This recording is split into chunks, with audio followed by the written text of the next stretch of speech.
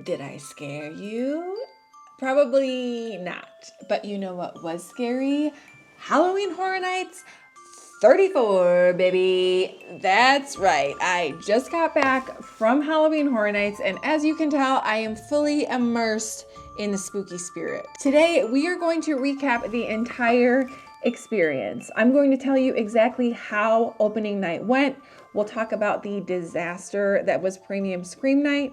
We will rank all 10 houses against my hype list. We'll talk about the food, the scare zones, and even touch on some of the layout changes for the event this year. So if you're curious to see how HHN 34 really stacks up, this is the video for you. Let's get into it. Let's start by talking about Premium Scream Night, because if you have seen any of my HHN content this year, you know that I was super excited for this event. This is supposed to be a limited capacity event that boasts low wait times, paced entry through the houses, and unlimited food. My husband and I did it last year and we had an absolute blast, and we were so excited to experience it again this year. But unfortunately, this year was completely different. They way oversold this event and it was way too crowded to be enjoyable. Wait times that were listed at 20 minutes ended up being more like 45 minutes. There were insanely long lines for food. Honestly, the lines felt just as long as if we would have went on a normal weeknight. Just to give you an idea, Five Nights at Freddy's posted a 45-minute wait at 1:30 in the morning. I could literally not even believe it. The food was unlimited if you could get to it. The food lines were very, very long. We waited about 20 minutes to get anything from any of the food booths, except for the Five Nights at Freddy's pizza overlay at Louis' Pizzeria. They were absolutely killing it, despite the rain that pushed everybody inside. Oh, did I mention that it downpoured that night? Of course, it wouldn't be an HHN without a little rain, and honestly, the rain was the least of our worries. Once we saw how packed this event was going to be, we actually chugged through the rain just to keep our plans on track. There was a lagoon show and an awesome opportunity to attend a panel with some of the HHN creatives that we really wanted to see, but we had to bump those things in the interest of time if we wanted to get through all of the houses. The houses were our priority that night, and we really had to make some cuts to keep those plans on track. We got in early for Stay and Scream and we left the event at 2 a.m. So we were able to hit all of the houses. But for the majority of the people we talked to in line, they weren't able to manage nearly as much as we did. The consensus from talking to people was the same. This event was way too crowded to be enjoyable. Don't get me wrong, I'm still so glad to have been there and seen everything right when it opened. But if anyone's considering it for next year, I would say manage your expectations. Fortunately, Universal is really good about taking the feedback from their fans seriously, so I hope that they take that and make some changes to the event if they decide to do it next year. But as it stands, it is not an event that I can recommend to anybody with good conscience. Okay, now let's talk about the houses. I had a hype list going into the event, and now that I've gone through all 10, here's how the houses compare to what I thought before HHN opened. Now, there will be spoilers in this section, so if you do not want to see inside any of the houses, now is the time to either skip ahead or look away. At number 10, I've got Fallout. I know this may be a hot take being such a big IP and all, but on my hype list, this one was at number 9, and I wasn't all that excited going into it. I'm not that familiar with the games or the series, and I didn't really think this would translate all that well into an HHN house. The sets were really cool, but I just didn't find this house to be very scary. Most of the scares were from these big mech-looking things, which look cool, but obviously aren't very scary. We did do this one late at night, so to be fair, I could have missed some scares. Fans of the series may think differently, but for me, it ended up being kind of boring, so I have to rank this one at the very bottom. In 9th place is Grave of Flesh. On my hype list, I had it at number 8, so this landed almost exactly where I thought it would. The concept of this one is pretty straightforward. You are dead, attending your own funeral, and you descend into the abyss where creepy monsters are waiting to feast on your flesh. The opening was awesome. That rainy funeral vibe really worked. But after that, it just kind of turned into a winding maze of underground tunnels that all kind of looked the same. There were definitely some memorable scenes, but the majority of this house fell a little flat. Coming in at number 8 for me is Gulkin, Monsters of the North. On my hype list, I had this at number 5, and I was really excited because I thought it would be another cold, snowy style house like Yeti Terror of the Yukon, which is one of my personal favorite houses of all time. But I was wrong, and it wasn't cold at all, which is kind of disappointing. The first half felt a little boring, though I'll give it credit for a really cool end reveal scene. The burning twig man and entering the belly of the beast were both very memorable scenes. I think they just missed a huge opportunity to play into the cold weather theme, which I think would have made it feel so much more immersive. At number 7, I put Dolls, Let's Play Dead. On my hype list, I had this one up at number 4 because I thought the sets and the idea of us being doll-sized would make it a sleeper hit. And it was creative. I loved the scale of it. But overall, the other houses were just stronger. They also had these guest-activated triggers in this house, and I tried to look out for them, but I couldn't figure out how they worked. I doubt most people even notice them on a normal run-through, which kind of makes that idea fall flat. I think my biggest problem with this house was that I found the costuming of the big dolls a little bit more silly than scary. Still fun, but I'm ranking it quite a bit lower than I thought. In 6th place, I've got Jason Universe.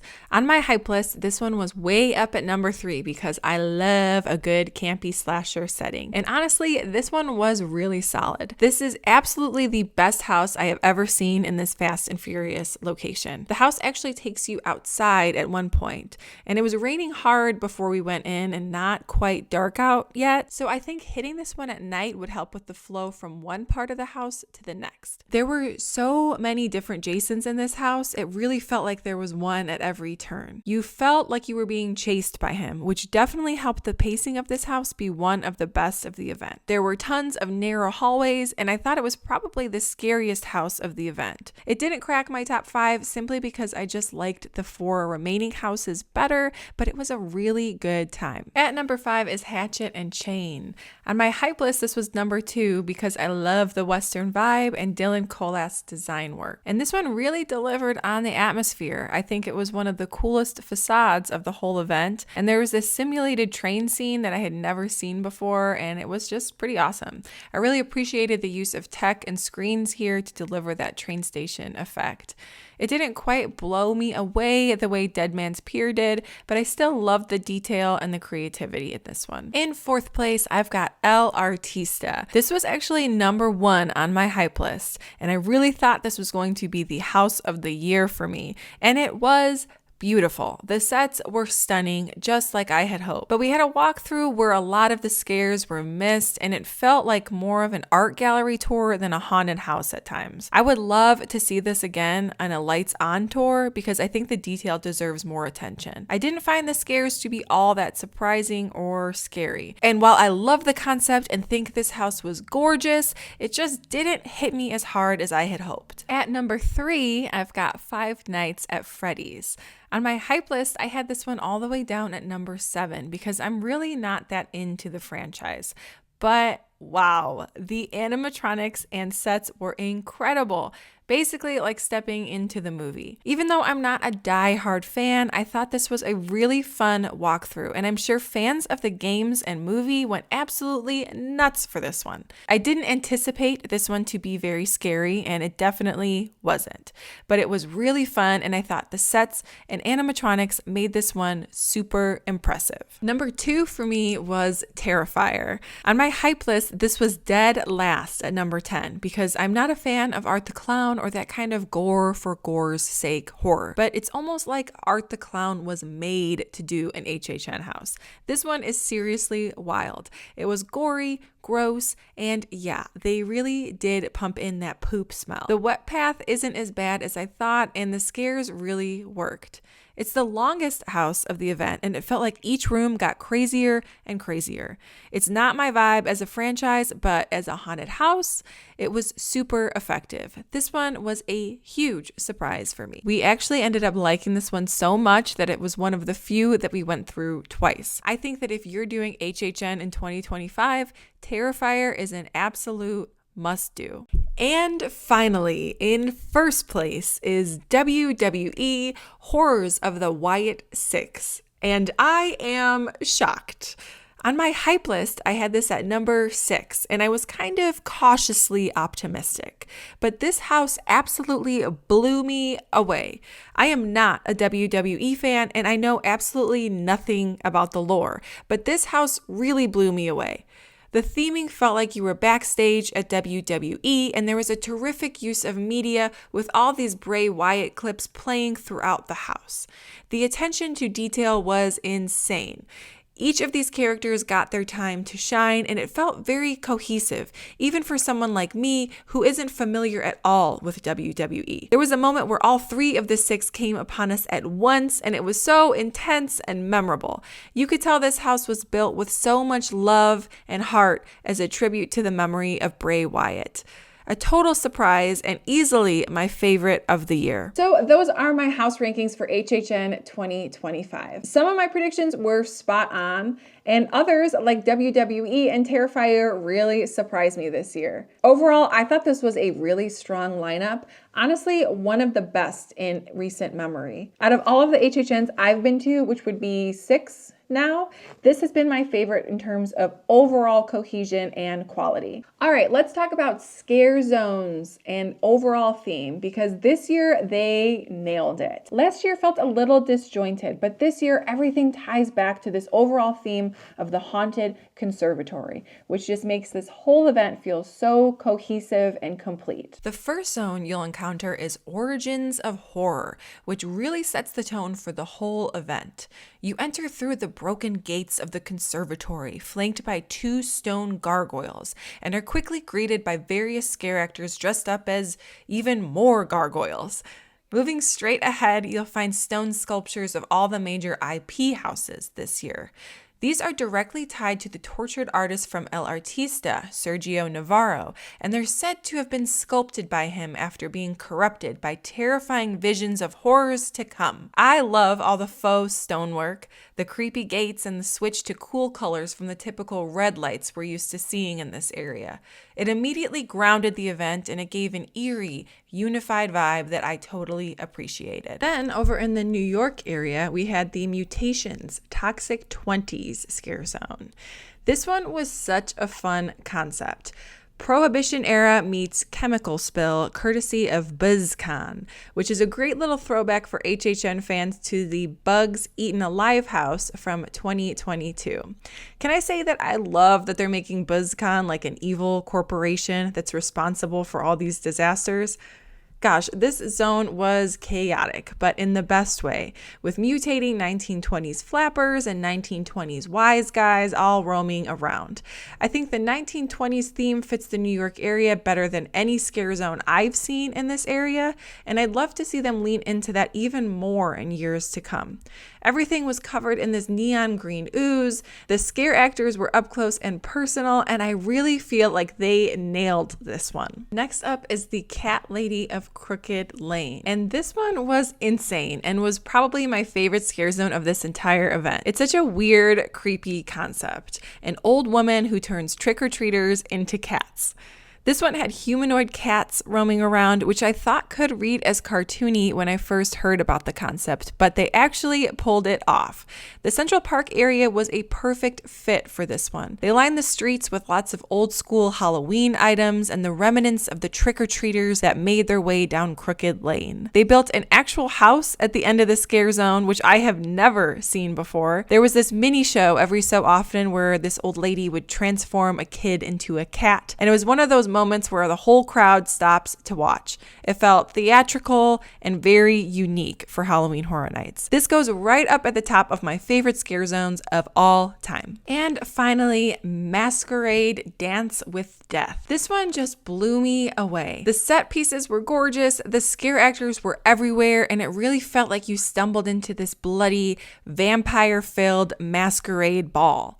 They had this giant set piece in the center that looked like a fallen chandelier, which gave this whole area a warm Victorian glow. There were so many scare actors in the scare zone that you couldn't just watch from a distance. You were pulled in to the whole experience. Honestly, one of the most immersive scare zones I've ever experienced at HHN. I was totally swept up in the soft glow of the lights, the Victorian style costuming, and the haunting dancing all around me. And I loved every second. And while it wasn't an official scare zone, I have to mention the zombie car hops outside Mel's Die-In. They were dressed like 1950s car hop servers. Some of them were actually on roller skates, and they were carrying trays with things like severed legs, just casually roaming around and creeping everybody out. It was such a small touch, but it added so much charm and a total creep factor to this whole area. The actors here did a phenomenal job. It was a great addition to the iconic HHN Die-In overlay, and I just loved it. I think they should do this every year. All right, so making it through all of those houses and scare zones, of course we needed to refuel. The food is always one of my favorite parts of HHN. Sometimes it's delicious, sometimes it's just bizarre, but either way, it's always super fun. With Premium Scream Night, we had our food included, which sounds amazing in theory, but the lines were so long that we weren't able to try everything that we wanted to. But even despite the long lines, we were still able to try quite a bit. Overall, though, the food lineups this year didn't quite live up to past HHNs. There were a lot of safe, basic theme park options, mozzarella sticks, chicken tenders, which are fine, but nothing you're going to rave about later. That said, there were a few standouts. My favorite was actually the Bira ramen from the Crooked Cat Lady booth. The flavors were solid, the beef was great, and ramen at a theme park feels like such a fun curveball. The theming didn't really make sense. Why does the cat lady have a whole menu of Bira? But I'll forgive it. Maybe if they served it in a little cauldron, it would have worked better, but either way, it was good. Another surprise hit was the Cram Tots and More from the Fallout booth. It was this little tin filled with Spam glazed and a chili sauce, plus big cheesy tater tots and scallions. Salty, cheesy, potatoey, basically the perfect theme park snack. I wasn't expecting to like that one as much as I did. On the flip side, a lot of the items missed the mark for me. The Huskus Muscle Man slop from the WWE booth was basically a sloppy Joe, was just way too salty and way too messy. I mean, I get it's supposed to be sloppy, but this one really leaned into the slop part a little too hard. The Clown Cafe offerings were also more style than substance. The bloody popcorn with the chicken bites was soggy and stale, and those abracadabra sunflower cookies were definitely Instagram ready, but basically were just bland sugar cookies. So yeah, overall, the food this year was hit or miss. Nothing that'll go down in HHN food history, but I did find a couple things I'd happily eat again. All right, now let's quickly touch on the show this year. I'm going to keep this brief because honestly, I'm not super invested. I might be in the minority of HHN fans, but I'm kind of over the Nightmare Fuel shtick. Now, I actually love aerial arts. I used to teach pole classes, so I should really love this show. And don't get me wrong, the performers are incredible. The woman who plays the ringleader, I think she might be the leader of this troupe because she's the main character year after year. Every time she's up there, she just blows me away with her technique. This year they went with a circus theme, but everything felt pretty much the same as in years past. There's fire spinning, aerial work, and scantily clad performers and fire dancers. I enjoyed it the first time I saw it, but I feel like it's getting repetitive year after year. I wish there was more storytelling, like the Academy of Villains show from a few years back, which used choreography to really tell a story. Instead, it's the same old plot. Guy has a nightmare, a girl is in danger, and he has to save her. It works for some, but for me, I just wish it had a bit more depth. That said, if you're a fan of pyro, aerial arts, and flashy, scandalous-clad dance numbers, you'll probably enjoy it. I just wish we had skipped it this time because it was basically the same show we've already seen. Okay, so the last thing I want to touch on is the Koven bar, which isn't exactly inside the park, but it's a total must-do if you love the theming and artistry of HHN. Over in CityWalk, in the old Red Coconut Club space, Universal has transformed it into this year's Dead Coconut Club, Koven. And honestly, this is hands down the best themed bar experience they've ever done in this spot. It's open on HHN nights from 5 p.m. to 1 a.m. There's no extra cover, and the concept is so clever. It's witches in their college years. So you've got beer pong, cauldrons, and even snarky roommate notes on the fridge. Everywhere you turn, there are red Solo cups, and it really feels like you've stumbled into a supernatural college party. The bottom floor is their cozy living space, and the upstairs is their dorms. And tucked throughout, there are these little HHN Easter eggs just waiting to be spotted. Now, full disclosure, the drinks were pretty forgettable. I can't even tell you what we ordered, but honestly, it doesn't even matter because the theming alone is worth the visit. If you're an HHN nerd like me, you'll want to walk through slowly and soak up all the details. It's creative, it's immersive, and it's the perfect pregame or nightcap before heading into or out of the event. I can't believe this year's HHN is in the books already, but that is my experience at Halloween Horror Nights 34. The houses delivered some real hits, the scare zones were so immersive and creative, and the Koven bar was my favorite theme bar I've ever seen at HHN. Even with a few hiccups, it was a blast, and I would happily do it all over again. In terms of theme and overall house quality, I would say this has been one of the best years I've personally ever seen for HHN. I love that Universal really leaned into a cohesive theme, and I can't wait to see what they do next year. And that's it for my HHN 2025 recap. Have you been to HHN or are you planning to go? Let me know in the comments below. I'd love to hear your thoughts. And if you enjoyed hanging out, go ahead and subscribe. I would love to have you back for the next adventure. Thanks again, and I will see you in the next one. Ow.